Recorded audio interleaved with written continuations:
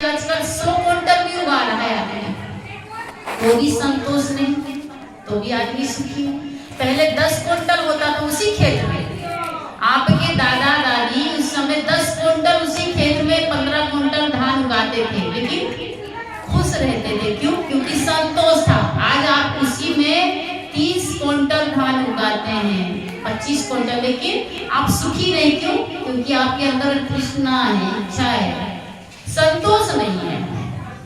इसलिए संत कहते हैं कि चाह गई चिंता मीठी, मनवा वे परवाह, जिनको कछु नहीं चाहिए सो साहनपति साह।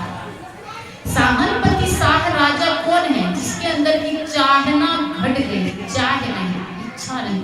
अब इच्छा नहीं इसका मतलब नहीं है कि खाना बंद कर दीजिए, रहना बंद कर दीजिए, कपड़ा नहीं।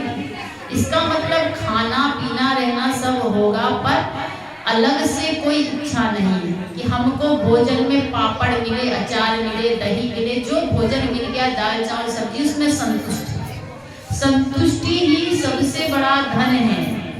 और संतुष्टि नहीं तो फिर धनी आदमी भी भिखारी है। एक बार एक साधु के पास में 1 करोड़ रुपए का हीरा था। साधु ने गांव में अनाउंस करवाया कि जो सबसे गरीब होगा उसको मैं हीरा दान में दूंगा। तो जैसे ही अनाउंस हुआ राज्य में, तो राज्य के जितने गरीब थे सब लाइन लगा के खड़े हो गए कि हम सबसे गरीब हैं। और कुछ तो गरीब नहीं थे, कपड़ा फाड़ के गरीब बन गए। जैसे अभी 1 रुपया किलो चावल मिलता है, तो ये सरकार गरीब के लिए है, लेकिन जो 100 क्विंटल धान बेचता है वो भी लाइन लगा लेता है। ऐसे ही सब लाइन लगा लिए कि हमको भी मिलना चाहिए, हमको भी मिलना चाहिए।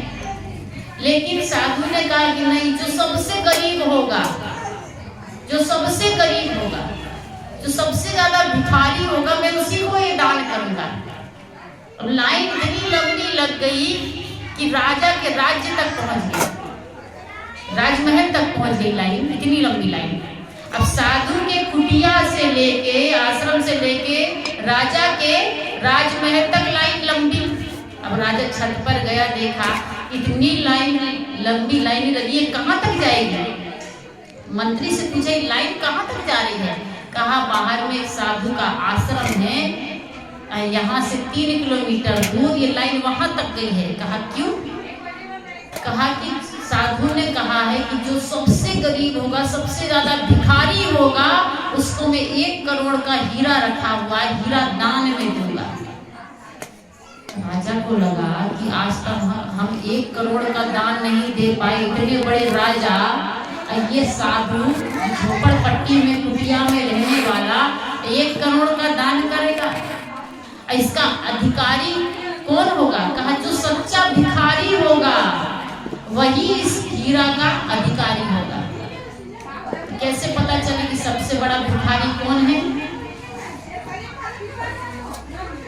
राजा ने कहा चलो देखते हैं सबसे बड़ा भिखारी कौन है। राजा भी साधु के पास में गया, अपने ठाट बाट के साथ हाथी में सवार हो गए। जब राजा गया तो साधु ने कहा आओ आओ आओ, आपका ही इंतजार था। राजा ने कहा इतनी लंबी लाइन क्यों लगी है?